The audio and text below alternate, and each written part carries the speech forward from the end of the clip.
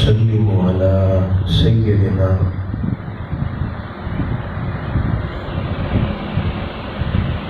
حبيبنا وشفيعنا مولانا وملجأنا ومأوانا محمد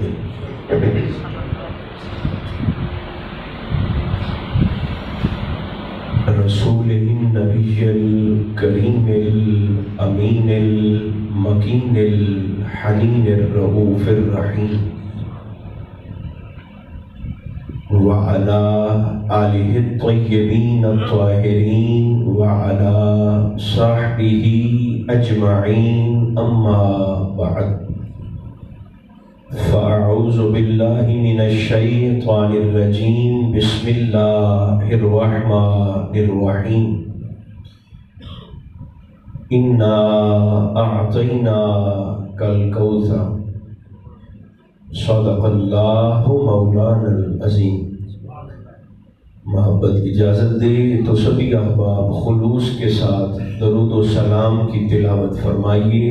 الصلاۃ والسلام علیک یا رسول اللہ، الصلاۃ والسلام علیک یا حبیب اللہ، الصلاۃ والسلام علیک یا رحمۃ للعالمین وعلی آلک واصحابک سیدی یا شفیع المذنبین۔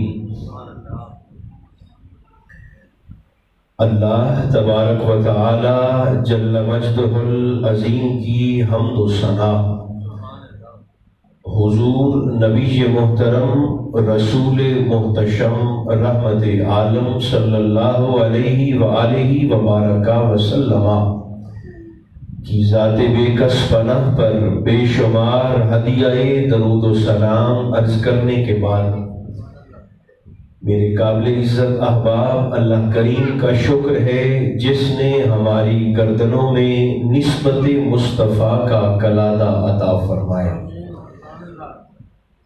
میرے عزیز ہدیہ تبریک کے مستحق ہیں جنہوں نے جامعہ کے آغاز پر مجھے اور آپ کو یہاں جمع فرمایا۔ پروردگار عالم ماہ شعبان المعظم شریف کی تمام تر سعادتوں کا صدقہ آپ کے کار خیر میں آسانیاں، برکتیں اور وسائل کی فراوانیاں عطا فرمائے۔ میری اور آپ کی یہ حاضری خدا کرے ہم سب کی خطاؤں کا کفارہ بن جائے اور پروردگار عالم ہم سب کا خاتمہ عزت کے ساتھ بالخیر فرمائے۔ کچھ باتیں جو ذہن میں آ رہی ہیں آپ کے گوش گزار کر کے میں جلد ہی معروضات کو سمیٹنے کی کوشش کروں گا۔ سورہ کوثر کی پہلی آیت کریمہ بطور عنوان گفتگو تلاوت کی ہے۔ کچھ باتیں سورہ کوثر کے حوالے سے جو ذہن میں ہیں، عجائب قرآن کے ضمن میں۔ پہلی بات تو یہ ہے کہ قرآن حکیم کی 114 صورتوں میں سب سے مختصر ترین سورہ کوثر ہے، سب سے چھوٹی۔ اس کی 3 آیات ہیں اور 10 الفاظ ہیں۔ پھر ہر آیت کے اندر 10 حروف ہیں۔ شوق ہے تو میں بات کو آگے جاری کرتا ہوں۔ مختصر ترین سورت 1، 3 آیات، 10 الفاظ، ہر آیت کے اندر حروف کی تعداد بھی 10 ہے۔ پوری سورت میں حرف الف کا استعمال بھی 10 ہی مرتبہ کیا گیا، اور وہ حروف جن کا استعمال صرف ایک بار ہوا، دوبارہ اس صورت میں نہیں استعمال کیے گئے، ان کی تعداد بھی 10 ہے۔ سبحان اللہ۔ ہر آیت کا اختتام حرف رے پہ ہو رہا ہے۔ سبحان اللہ۔ آپ تلاوت کر کے دیکھ لیں، انا اعطیناک الکوثر را فصلی لربک وانحر را ان شانئک هو الابتر را۔ پورے قرآن میں جو صورتیں حرف رے پہ ختم ہوتی ہیں ان کی تعداد بھی 10 ہے۔ سبحان اللہ۔ کچھ اور تھوڑا تھوڑا پیدا ہو رہا ہے یا نہیں؟ سبحان اللہ۔ سبحان اللہ۔ یہ عجائب قرآن میں سے اس کی حکمتیں ہیں، وہ حکیم ہے، وہ جانتا ہے۔ پھر مزید دلچسپ بات یہ ہے کہ اس سورت کی دوسری آیت میں اللہ نے میرے اور آپ کے نبی کو 2 حکم دیے، فَصَلِّ لِرَبِّكَ وَانْحَرْ، حبیب اپنے رب کے لیے نماز بھی پڑھیں اور قربانی بھی دیں۔ قربانی جو کہ حکم عظیم ہے، اس قربانی کے لیے جس دن کا انتخاب کیا گیا وہ بھی ماہ ذی الحجہ کی 10ویں تاریخ ہے۔ سبحان اللہ۔ اچھا، یہ کچھ باتیں۔ پھر ہمارے صوفیاء فرماتے ہیں کہ اگر کسی شخص کے رزق میں تنگی محسوس ہو، رزق پر میں ایک بات پرسوں ہی شب برات سے پہلے میں ایک رزق پر ہی ایک دانشور کی تعریف پڑھ رہا تھا اور میں حیران ہو رہا تھا کہ کتنی ایسی چیزیں ہیں جو ہم روزمرہ کی زندگی میں نوٹس ہی نہیں کرتے۔ وہ لکھتا ہے، ضمن بات ذہن میں آ گئی تو سنا رہا ہوں، وہ کہتا ہے کہ رزق میں تنگی کی بڑی بڑی وجوہات میں سے ایک وجہ رزق کی توہین کرنا بھی ہے۔ اب اس نے جو توہین کی صورت لکھی آپ حیران ہو جائیں گے۔ وہ کہنے لگا کہ گھر میں جھگڑا ہو گیا میاں بیوی کا یا بھائی کا بھائی کے ساتھ، اولاد کا والدین کے ساتھ، کسی بات پر گھر کا ماحول خراب ہو گیا، اختلاف ہو گیا، تو عام طور پر آپ ذرا معاشرے میں نگاہ دوڑا کر دیکھ لیں، ہمارا غصہ کھانے پر نکلتا ہے۔ اٹھاؤ اسے میرے سامنے سے، ہٹا کے لے جاؤ، میں نہیں کھاتا۔ ہمارے گھر میں جب دیکھو یہی پکتا ہے، اور بعض بد نصیب تو ہاتھ مار کے رزق کو، روٹی کو، کھانے کو، پانی کو، دانے کو گرا بھی جذبات۔ جس شخص نے اپنا غصہ رزق پر نکالا، وہ سمجھے اس نے اپنے ہاتھ سے اپنے پیر پہ کلاڑی مار لی۔ میرے اور آپ کے کریم ایک مرتبہ تشریف لائے اما عائشہ صدیقہ ام المومنین رضی اللہ تعالیٰ عنہا کے حجرہ شریف میں، اور سرکار نے دیکھا کہ روٹی کا ایک ٹکڑا نیچے زمین پر گرا ہے۔ آقا نے فرمایا عائشہ اسے اٹھا کر مقام رفیع پر کسی بلند جگہ پہ رکھو۔ آقا کیوں؟ فرمایا اللہ جب کسی قوم سے رزق چھین لیتا ہے پھر اسے پلٹ کر عطا نہیں فرمایا کرتا۔ ایک رزق پر غصہ نہیں نکالنا چاہیے۔ دوسری بات، وہ کہتے ہیں اگر برکت چاہیے، میں توجہ کا طالب ہوں، برکت چاہیے تو ایسا نہ ہو کہ روٹی تیرا انتظار کرتی رہے۔ آپ دسترخوان پر جا کر بیٹھے ہیں، آپ کا کھانا سفرے پر دسترخوان پر پہلے آ گیا ہے اور آپ نوٹے خاں بن کے ہاتھ دھو کے 10 منٹ کے بعد آ رہے ہیں۔ نہیں، وہ کہتا ہے روٹی آپ کا انتظار نہ کرے، آپ ہاتھ دھو کر پہلے دسترخوان پر بیٹھیں، آپ کا کھانا آپ کے بیٹھنے کے بعد آئے۔ اور جب کھانا کھا چکے، اب دیکھیں یہ بظاہر ہم ایسی چھوٹی چھوٹی چیزیں جو ہمیں محسوس ہی نہیں ہوتی، مگر ان کی تاثیر کتنی بڑی ہوتی ہے، ان کی تاثیر کتنی زبردست ہوتی ہے۔ اور جب کھانا کھا چکو تو تمہارے بیٹھے بیٹھے تمہارا بچا ہوا کھانا اپنی منزل تک واپس پہنچنا چاہیے، یا کچن میں یا فریج میں، جہاں بھی رکھنا ہے آپ کے بیٹھے بیٹھے۔ آپ پہلے آئیں، کھانا بعد میں آئے، آپ کے بیٹھے بیٹھے کھانا اپنی منزل تک پہلے پہنچے، کھانے کے بعد آپ بعد لوٹ کر جائیں۔ یہ رزق کے آداب میں سے۔ پھر ایک اور بات، صوفیاء فرماتے ہیں کہ جس شخص کے رزق میں تنگی ہو،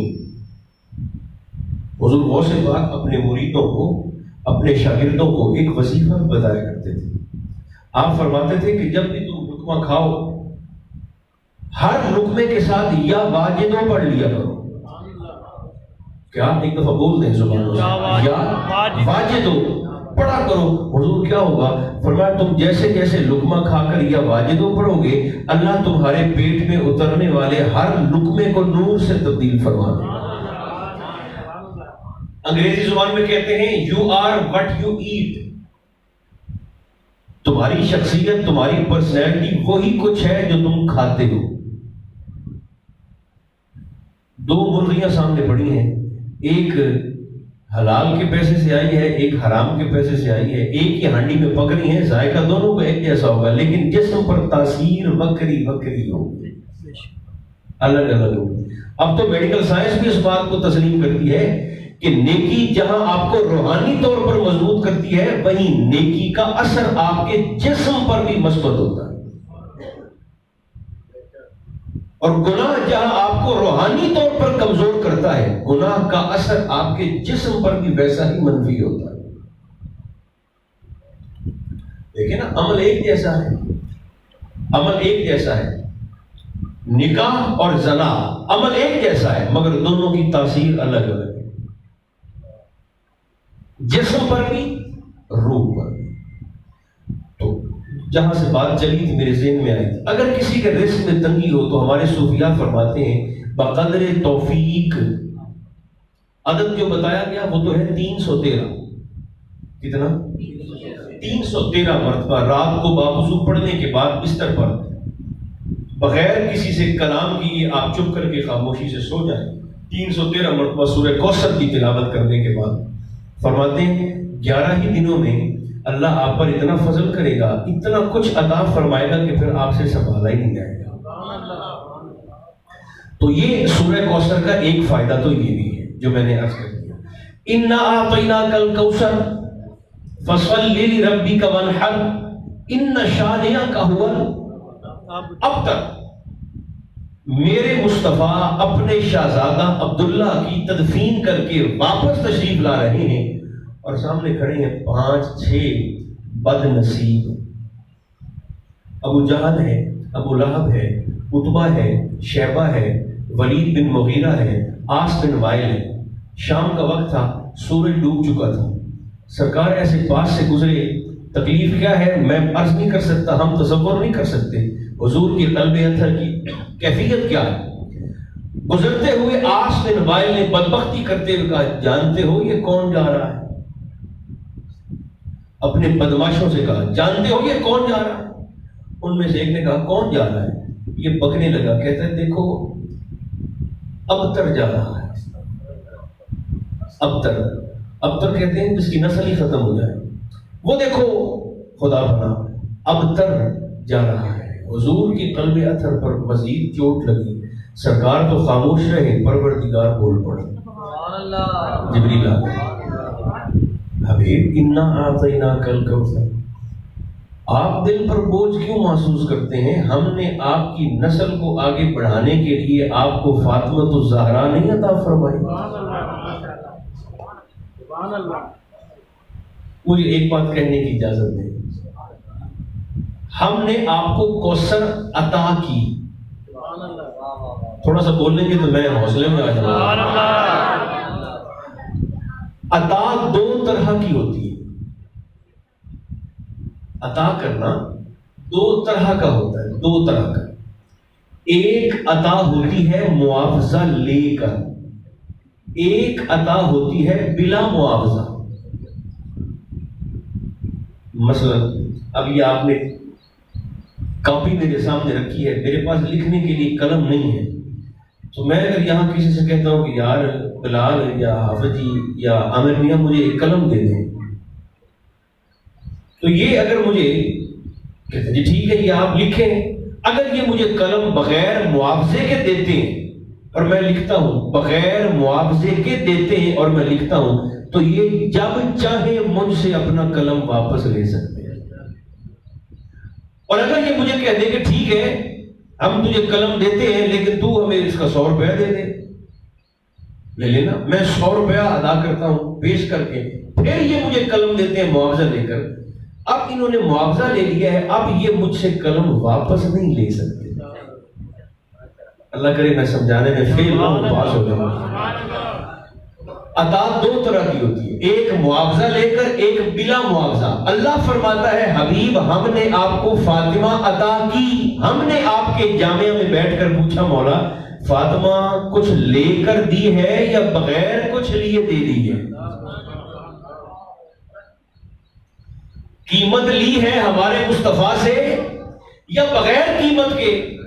اللہ فرماتا ہے میں نے قیمت لی ہے اور میرے حبیب نے پوری پوری قیمت مجھے دی ہے۔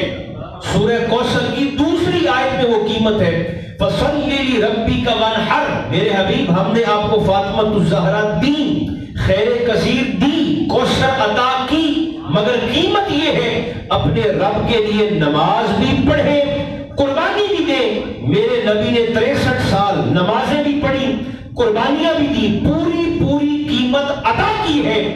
اگر بغیر معاوضے کے فاطمہ ملتی تو جب چاہتا نسل مصطفیٰ ختم ہو جاتی، لیکن اب میرے مصطفیٰ نے قیمت دی ہے، اب قیامت آ سکتی ہے، میرے محمد کی نسل ختم نہیں ہو سکتی۔ اللہ اکبر، نعرہ رسالت، نعرہ حیدری۔ اب حضور کی نسل ختم نہیں ہو سکتی۔ ان شانئک هو الابتر، حبیب آپ دل میلا کیوں کرتے ہیں؟ آپ کے نسل، آپ کے دشمن کی نسل مٹنے والی ہے۔ فیصلہ خود کیجئے، جن بدبختوں کے 18 بیٹے تھے ان کا ایک بھی نہ بچا، اور جن سیدوں کا بچا ہی ایک زین العابدین کربلا میں، آج کائنات مہک رہی ہے سیدوں کے وجود کے ساتھ۔ یہ اللہ کا وعدہ ہم سامنے دیکھ نہیں رہے۔ ان شانئک هو الابتر، میرے حبیب آپ دل میلا نہ کیجیے، آپ دل پر بوجھ محسوس نہ فرمائیں، آپ کی نسل تو قیامت تک چلے گی۔ ان شانئک هو الابتر، آپ کا دشمن ہی نسل بریدہ ہے۔ دو شخصیات ایسی ہیں جن کا اسلام پر احسان ہے۔ میرے بھائیوں، اسلام کا ہم پر احسان ہے، اسلام کا ہم پر احسان ہے۔ اگر سوچیں کہ بھئی اسلام کا ہم پہ کیا احسان ہے، یہ ہمارے پڑوس میں پی ایچ ڈی، بڑے بڑے ایم بی بی ایس، بڑے بڑے یونیورسٹیوں کے پروفیسر اور بڑے بڑے ڈگری ہولڈر اور بڑے بڑے تھنک ٹینک گائے کا پیشاب بیٹھ کے پی رہے ہیں، اور صرف گائے کا پیشاب نہیں پی رہے، اس کے فوائد بتا رہے ہیں۔ اتنی ڈگریوں کی انبار ہے، گائے کا گوبر ہے، گوبر کے فائدے بتا رہے ہیں کھانے کے، گائے کے پیشاب کے فائدے بتا رہے ہیں۔ بلکہ ایک کرونا سے پہلے ایک دفعہ مجھے اتفاق ہوا سکھر میں ایک مندر میں جانے کا، ہندوؤں کے مندر میں، اور بھی دوست ساتھ تھے، احباب۔ تو مندر کے اندر ہم گئے وزٹ کرنے، دیکھنے کے لیے۔ ہم چونکہ مسلمان تھے، مندر ان کا تھا، ہندوؤں کا تھا۔ تو جب ہم باہر نکلے تو ان کا اسے کیا کہیں گے، پادری تو عیسائیوں کا ہے، ان کا جو پنڈت، ہندوؤں کا پنڈت، وہ پنڈت اس نے اپنے چیلے سے کہا، اس نے کہا چونکہ یہ مسلمان ہیں اور یہاں مسجد میں یعنی مندر میں آئے ہیں اور اب یہ یہاں سے جا رہے ہیں تو ہم نے اسے پاک کرنا ہے۔ اس نے کہا پاک کیسے کرنا ہے؟ اس نے کہا وہ لے آؤ ذرا وہ جو گڑوی دن پہ آ نہیں اندر گائے کا پیشاب، اس نے کہا وہ لے کے آؤ۔ وہ گائے کا پیشاب میری آنکھوں میں، ہم دروازے سے کھڑے دیکھ رہے ہیں، اس نے ہمارے جانے کے بعد گائے کا پیشاب دیواروں پر اور اپنے بھگوان پر، جسے میں نے ایسے کر کے چیک کیا تھا، ابھی پتھر 1 نمبر ہے کہ 2 نمبر ہے، اس پر چھڑکا۔ اس کے جہاں سے داخل ہوئے تھے راہداری پر، اس نے جگہ جگہ وہ گائے کا پیشاب چھڑک کر اس نے مندر کو پاک کیا ہے۔ بڑی بڑی ڈگریاں، گائے کا پیشاب بھی رہا ہے، اور ادھر ہماری طرف ایک لکیر کا فرق ہے نا. ہماری طرف ادھر ڈگریوں والوں کا یہ حال ہے اور ادھر ہماری طرف چٹا ان پڑھ جو کبھی زندگی پر اسکول نہیں گیا, جس کا انگوٹھا بھی کوئی پکڑ کر فارم پہ سیدھا لگاتا ہے, بابا جی ایس طرح نہیں ایس طرح. آپ اس کے سامنے گائے کے پیشاب کا نام لیں 3 دفعہ الٹی کرے گا. وہ جس وجہ سے الٹی کرے گا نا, وہ جو نفاست اس ان پڑھ ہونے کے باوجود اس بندہ مومن کی طبیعت میں بھر لی گئی ہے, اس نفاست کا احسان میرے محمد کا ہے. یہ اسلام کا حسن ہے, یہ اسلام کی نفاست ہے, یہ ہمارے دین کی نزاکت ہے, خوبصورتی ہے. تو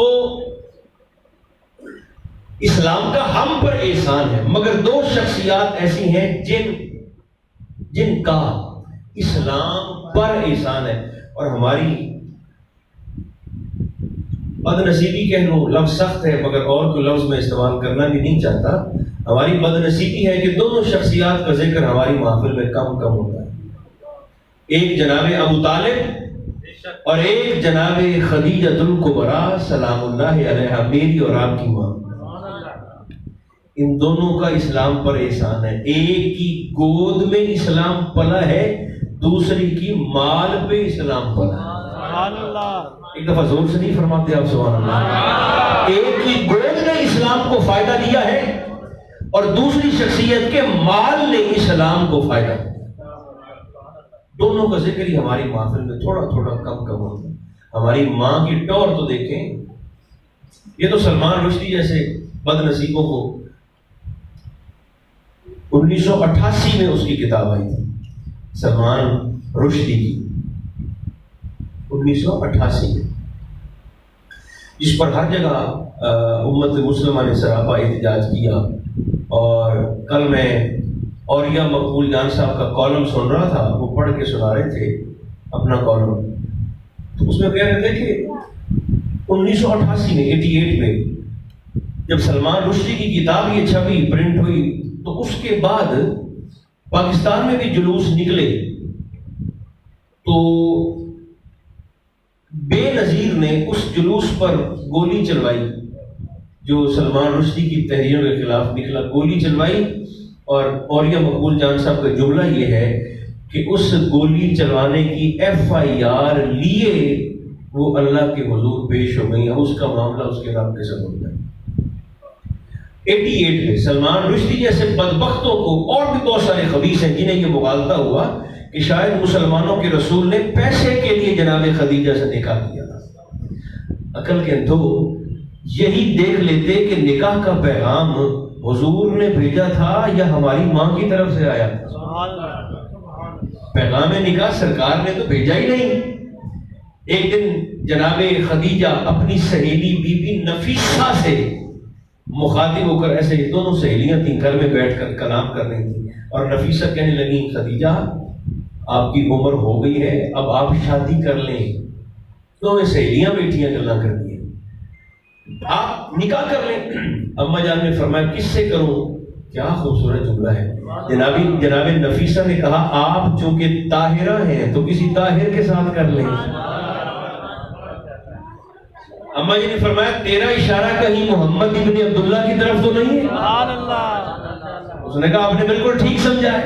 تو اما جی خدیجہ نے حیا کے ساتھ, حالانکہ جو بندے جناب خدیجہ کے لیے پیغام نکاح بھیجتے تھے عرب کے بڑے بڑے شاندار گھروں والے مالدار, تو ایک رات پہلے وہ بیٹھ کر آپس میں مشورہ کرتے تھے کہ خدیجہ ہمارے بیٹے کو قبول کر لیں گی, رشتہ تو ہم بھیج رہے ہیں.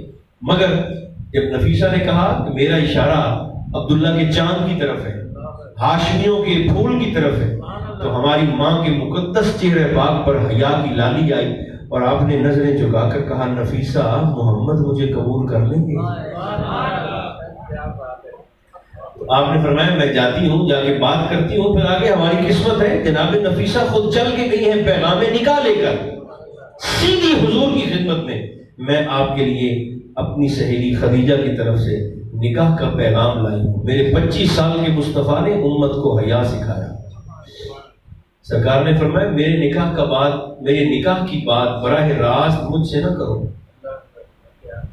گھر میں میرے چچا موجود ہیں, میرے بڑے موجود ہیں, میری شادی کی بات جا کر ان سے کرو. میں کبھی کبھی لائٹر نوٹ پر مزاح میں کہہ دیا کرتا ہوں، نوجوانوں کو بھی یہ سوچنا چاہیے کہ واٹس ایپ پہ آپ پہ سائیاں بدائیاں نہیں لاوڑیاں، میسج کر کر کے اور کالیں کر کر کے کہ مجھے تو آپ سے ہو ہی سچا پیار کیا ہے۔ میں نے کہا آپ کا ٹیکوں کا کورس پورا ہو گیا، آپ کی چوسنی اور فیڈر اور پیمپر چھوٹ گئے کہ آپ کو سچا پیار ہو گیا ہے 18-19 سال کی عمر میں، 16 سال کی عمر میں ایسے ہی دھکے کھاتے پھرتے ہو، بے عزت ہوتے پھرتے ہو۔ سچا پیار مجھے ہو گیا ہے۔ اگر گھر میں ابا جی ہوں، اماں جی ہوں، کوئی بڑا کوئی سینئر گھر میں موجود ہو، یہ عزت انہیں دے۔ یہ کرونا سے پہلے 2018 میں پاکستان کے ایک ڈویژن میں، پنجاب کی بات کر رہا ہوں، پنجاب کی، پاکستان کے ایک ڈویژن میں سالانہ 2018 تک 10,000 بچے اور بچیاں گھروں سے بھاگ کر نکال گئے عدالتی۔ ایک ڈویژن میں 10,000 بچے اور بچیاں سالانہ اپنی مرضی سے کر رہے ہیں۔ نکاح تو ہو جاتا ہے، کوئی دوسری رائے نہیں ہے اس میں، آپ عدالت میں جا کے کرتے ہیں تو نکاح تو میرے بھائیوں ہو جاتا ہے، مگر آپ یقین جانیں میں آپ کو پوری محبت سے عرض کر رہا ہوں، نکاح ہو جاتا ہے مگر یہ جوڑا اللہ کی رحمت سے محروم ہو جاتا ہے۔ اب سارے اب بزرگ تشریف فرما ہے، میں کیا عرض کر سکتا ہوں۔ پھر ایسے لوگ 4-6 مہینے کے بعد دھکے کھاتے ہوئے نظر آتے ہیں، نہ میکا قبول کرتا ہے نہ سسرال قبول کرتا ہے۔ وہ جو بھوت دماغ بھی ہوتا ہے وہ تو ختم ہو جاتا ہے۔ جب ذمہ داریوں کا بوجھ پڑتا ہے تو پھر طبیعت شیشے کی طرح ستھری ہو جاتی ہے کہ میں نے کیا کیا ہے پھر، لیکن تب تک تیر کمان سے نکل چکا ہوتا ہے۔ ماں باپ کے دل پر جو گزرنی ہوتی ہے وہ چھلنی ہو چکی ہوتی ہے۔ سرکار ابو طالب ایک اور جناب خدیجہ دو، یہ دو شخصیات ایسی ہیں جن کا اسلام پر احسان ہے۔ آج میں اور آپ تو یہاں اپنی رونقیں اور برم بنا کر بیٹھے ہیں، مجھے بول کر فرمائیے، بس آخری باتیں کہنے لگا، یہ حضور کی امت، حضور کی اولاد کا ہم پر احسان ہے کہ نہیں ہے؟ بولتے نہیں ہو تو میں تمہیں کیا کہوں؟ جی یہاں کریں یا نہ کریں، کچھ کریں تو صحیح نا۔ حضور کے خاندان کا سرکار کی امت پر احسان ہے کہ نہیں ہے؟ لیکن مجھے معاف کریں، سرکار نے تو ساری زندگی کندھوں پر اٹھا اٹھا کر امت کو بتایا تھا، وہ انہوں نے مننا نہیں، انہیں ماننا ہے، جنہیں میں نے کندھوں پر اٹھایا ہے، اے میرا کلمہ پڑھنے والوں تم نے ان کو ماننا ہے۔ مگر مجھے بتائیں سرکار کے بعد پھر امت نے مانا ہے؟ کبھی ایک بازار میں لے گئے، کبھی دوسرے چوک میں، کبھی تیسرے شہر میں، کبھی ادھر ڈھول بجا کر یزید نے اپنی فتح کا اعلان کیا، باہر سے سادات گزر رہے ہیں اور اس کے ہرکارے ڈھول بجا رہے ہیں۔ اس نے بی بی زینب سے مخاطب ہو کر کہا، سنو میری فتح کا اعلان ہو رہا ہے۔ یزید نے کہا، تھوڑی دیر میں عصر کی نماز کا وقت ہوا اور دمشق کی جامع مسجد کے مینار سے آذان کی آواز بلند ہوئی۔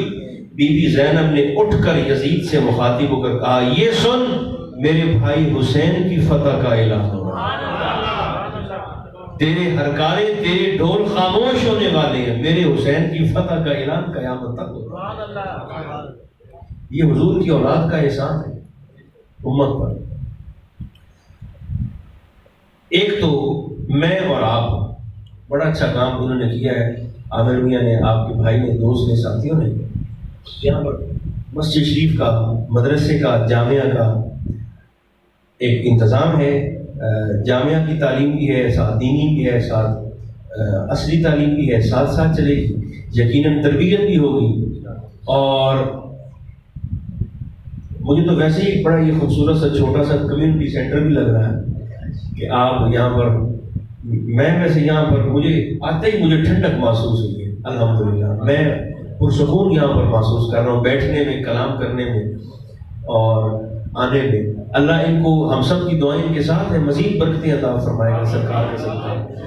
دو چیزیں ہیں جو میں نے اور آپ نے کرنی ہیں، ایک تو میری اور آپ کی ذات لوگوں کے لیے نفع بخش بن جائے، اگر ہم لوگوں کے لیے آسانیاں نہیں پیدا کر سکتے تو پھر کم از کم ان کی مشکلات میں اضافے کا سبب بھی نہ بنے. اتنا تو کر سکتے ہیں. اچھا ایک اور دوسرا میں کہا کرتا ہوں جتنا ہو سکے حضور علیہ السلام پر آپ کی اولاد اطہار پر درود بھی پڑھا جائے اور سلام بھی پڑھا جائے. ادھر ادھر کی فضولیات میں ایسے ہی ہم وقت ضائع کر دیتے ہیں. ایک بندہ حضرت واصف علی واصف چلیں جاتے جاتے ایک مذاق کی بات کی اصلاح کی بات کی. واصف علی واصف کے پاس نا آپ کا ایک دوست آیا اور آپ نے اسے ایسے چائے پیش کی. بڑی معروف بات ہے. آتے ہی اس نے کہا واصف صاحب ملک کے حالات بڑے خراب ہیں. آپ فرمایا تو کیتے ہیں؟ اس نے کہا نہیں. تو فرمایا تو ٹھیک کر سکنا ہے؟ اس نے کہا نہیں. تو فرمایا پھر چپ کر کے چاہ پی. نہ تو بگاڑنے میں ہے نہ تو ٹھیک کرنے میں, تو پھر ایٹی تینوں کی ٹینشن ہے. چپ کر کے چائے پیو. ادھر ادھر کی گڑبڑ کی حالات کے متعلق پریشان اور فکر مند ہونے کی بجائے ایک شخص آیا, اس نے واصف صاحب سے مخاطب ہو کر اس نے کہا حضور بندہ اگر پریشان ہو تو پھر کیا کرے؟ آپ نے فرمایا درود پڑھے. اس نے کہا نہیں زیادہ پریشان ہو تو پھر کیا کرے؟ آپ نے فرمایا پھر زیادہ پڑھ لے. ہے درود اینٹی ڈپریشن بھی ہے. پاکستان میں 60% لوگ ڈپریشن کے مریض ہیں. بظاہر بندہ ہنستا کھیلتا ہے, گپ شپ کرتا ہے, کھاتا پیتا ہے, ٹھیک ہے, لیکن اس کے دماغ میں پیچھے ٹینشن کی گراریاں چل رہی ہوتی ہیں. اس مرض کے مریض کو خود بیچارے کو پتہ نہیں ہوتا کہ میں اس مرض کا مریض مبتلا ہوں. ڈپریشن کا بہترین علاج گولیوں کا پتہ نہیں, حضور پر درود و سلام. یہ کتنی بڑی خوش بختی اور حوصلہ افزائی ہے. سرکار فرماتے ہیں جو جتنا زیادہ مجھ پر درود پڑے گا قیامت دے دیہاڑے اوڈا نیڑے ہوتے میں محمد دے کول باسی. اللہ ہماری توفیقات میں مزید برکتیں عطا فرمائے. اللہم صلی علی سیدنا